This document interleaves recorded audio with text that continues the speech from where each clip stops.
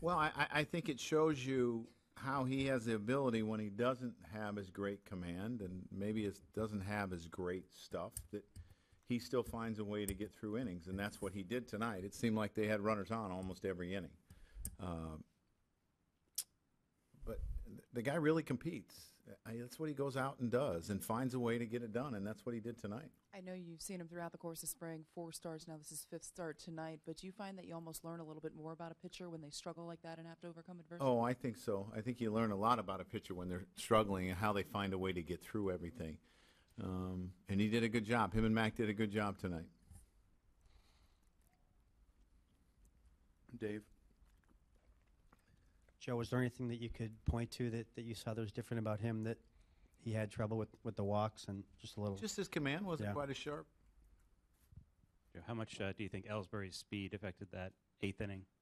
Oh, I mean, it's a hassle when you're watching him on the bases and knowing what he can possibly do, making the pitcher hurry. You know, it puts pressure on the catcher. I mean, he affects the inning with his speed. There's no doubt about that. I mean, do you think that it kind of resulted in the wild pitch? Could have, yeah. I mean, pitchers rushing, trying to be quick to home plate, maybe when they're not as used to doing it quite as much.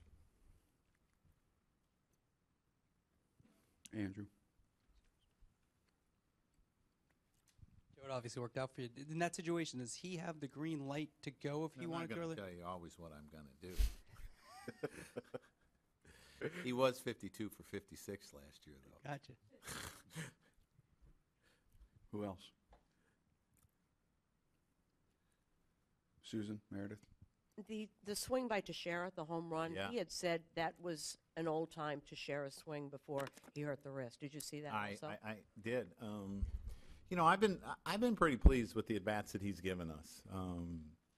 He's been patient. He's taken his walks, and he's a little bit behind most of the guys in a sense because he was a little bit behind in spring training, and then he had a 2-week hiatus. And but that's what we're used to Mark doing, getting big hits and big RBIs, and his walk created the first run in a sense with the Brian Roberts double.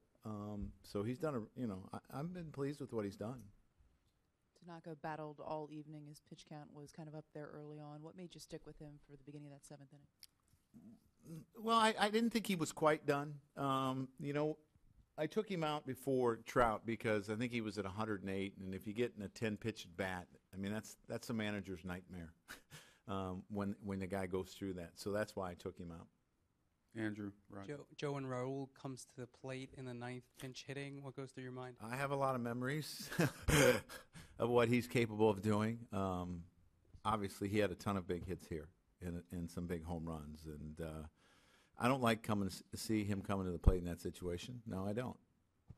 Roger. Joe, about Solarte being scratched.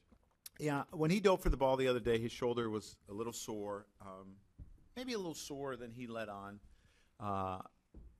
And I watched his BP today, and he just didn't look quite the same swinging. So, I talked to him, and I had, some of my coaches talked to him, and he said, no, it wasn't 100%. So I decided to scratch him, telling him that you get today off, you get Monday off, and maybe it'll be back to 100%. He had a test done. Test came back, good. So there's no damage to his shoulder. It's just that he jammed it a little bit, and we got to get through it. Joe, David had a 26-pitch outing yesterday, and I think 25 today. I'll give him tomorrow off. Yeah, that sounds all right. But in this new role, is that something that you're going to look at a little closely? Well, I think you have to watch it. I think he's capable of bouncing back, but I mean, it would be hard for me to have him go a third day if he had something like that. Dan and Jorge up front. Joe, the way McCann's really smothering a lot of those balls in the dirt, how much does that help Tanaka to do things like throwing the splitter when he's got guys on the base paths? Well, you see the difference in the game when base runners get an extra base here and there. It changes the complexion of the game. So I thought Brian did a great job of blocking balls tonight. And when he pitches, you're going to block balls, and it's really important. And he's worked really hard at it, and it was big tonight. Joe, was there anything communication-wise in that 4th inning when Larry goes out there and then McCann had gone out there to talk? They just wanted to make sure they had the signs straight. Roger.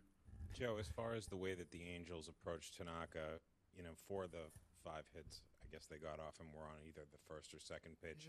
Is that a team figuring something out, or is that just the way it has to be with a guy who's got a splitter like Well, sometimes that might be how a guy, they want to approach a guy with a strikeout pitch. And you don't want to get to those counts. So hitters might tend to be more aggressive. Sometimes there is no rhyme or reason why guys do certain things as hitters. So, if the league wants to try to make an adjustment, I know he's capable of making an adjustment. Joe, what is it, do you think, about Tanaka's demeanor that enables him to get through situations like that? You're around him every day. What do you notice about him in particular that makes him like that?